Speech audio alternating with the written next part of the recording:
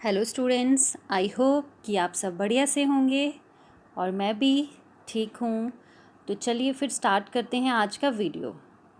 Last video में हमने पढ़ा था कि कैसे खुशवंत सिंह और उनकी ग्रैंड मदर वो गांव में रहा करते थे जब उनके पेरेंट्स, खुशवंत सिंह जी के पेरेंट्स सिटी चले गए थे सेटल डाउन होने।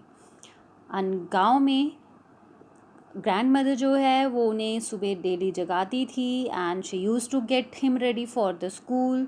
सुबह उनको नहलाती थी, रेडी करती थी स्कूल के लिए एंड इवन कि उनकी वुडन स्लेट को प्लास्टर करती थी। जो भी उनको नीडेड थिंग्स होती थी स्कूल में वो सब एक बंडल में बांध के वो उनको देती थी। And then after doing the breakfast of stale chapati फिर दोनों वो स्कूल में जाते थे।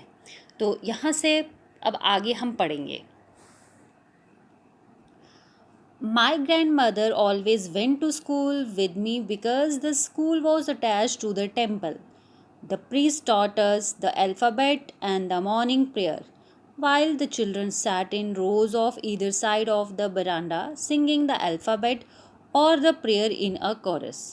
My grandmother sat inside reading the scriptures. When we had both finished, we would walk back together. This time, the village dogs would meet us at the temple door. They followed us to our home, growling and fighting with each other for the chapatis we threw to them. तो आगे हम देखेंगे क्या होता है chapter में। Now speaker says कि मैं और अब हमने लास्ट डे पढ़ा था कि अब दोनों ही वो स्कूल जाते थे।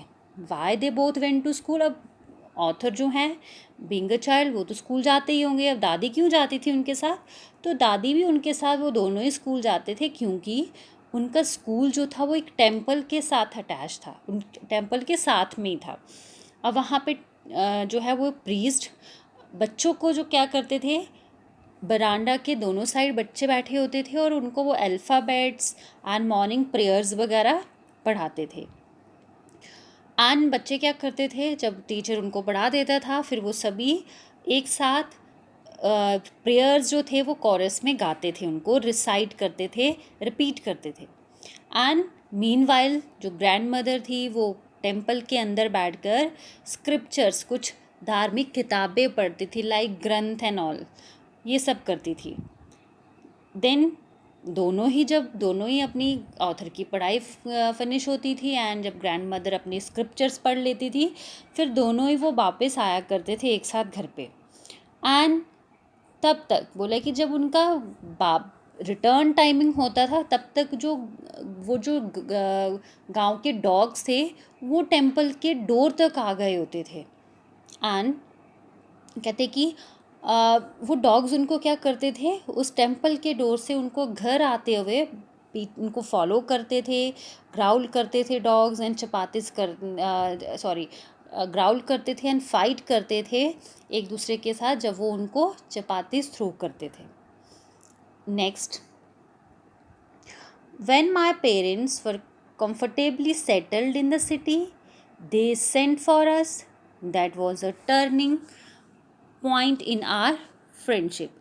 तो यहाँ पे हमारे नरेटर क्या कहते हैं कि जब पेरेंट्स उनके कंफर्टेबली सेटल डाउन हो गए सिटी में, जिसके लिए वो गए थे वहाँ पे, तब उन दोनों को भी, दादी और पोते को, दोनों को कॉल कर लिया गया वहाँ पे से शहर में, उन दोनों को भी बुला लिया गया। एंड ये जो उनका विलेज से सिटी में मूव होना, यही जो था, it was the changing point, एक टर्निंग पॉइंट आया उन दोनों के रिश्ते में।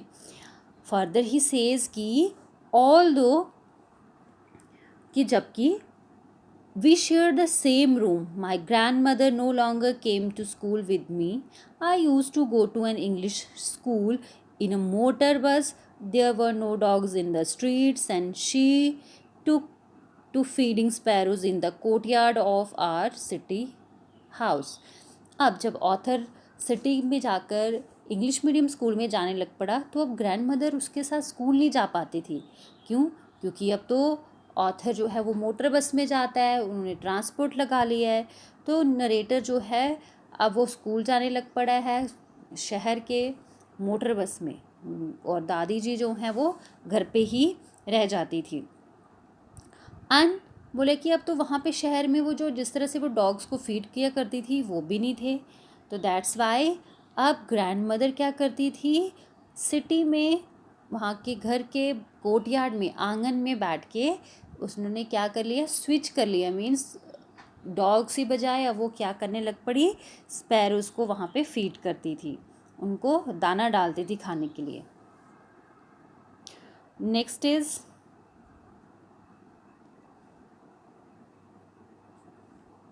as the years rolled by, we saw less of each other. For some time, she continued to wake me up and get me ready for school. When I came back, she would ask me what the teacher had taught me. I would tell her English words and little things of Western science and learning. The law of gravity, Archimedes' principle, the world being round, etc. This made her unhappy. She could not help me with my lessons. She did not believe in the things they taught at the English school and was distressed that there was no teaching about God and the scriptures.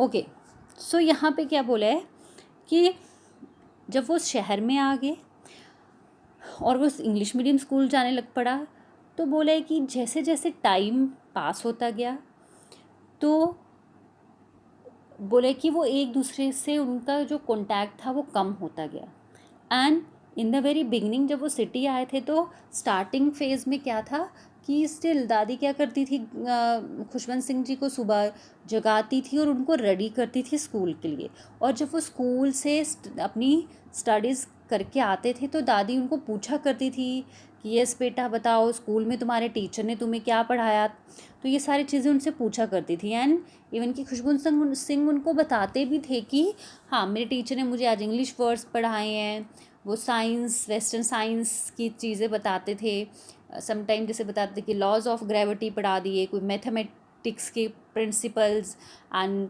World being round, दुनिया गोल है, ये सब चीज़ें उनको वो बताया करते थे। ये सारी all these things made her unhappy, ये सारी चीज़ें उनको दुखी करती थी। क्यों? क्योंकि अब दादी बेसिकली उनको ये खुद ही चीज़ें समझ नहीं आती थी, बिकॉज वो खुद फॉर्मली एडुकेटेड नहीं थी, वो भगवान से रिलेटेड गॉड स्क्रिप्चर्स इन चीज़ों में वो उनको हेल्प कर सकती थी, बट ये वेस्टर्न साइंस लर्निंग में उनको वो बिल्कुल भी हेल्प नहीं कर पा रही थी, इसलिए वो ना खुश होती हैं। एंड उनको ये दुख हो रहा था कि भाई कैसी स्टडीज़ हो रही हैं कि जहाँ बच्चे को गॉड एंड स्क्रिप्चर्स के बारे में कुछ भी पढ़ाया नहीं जा रहा। Next is one day I announced that we were being given music lessons.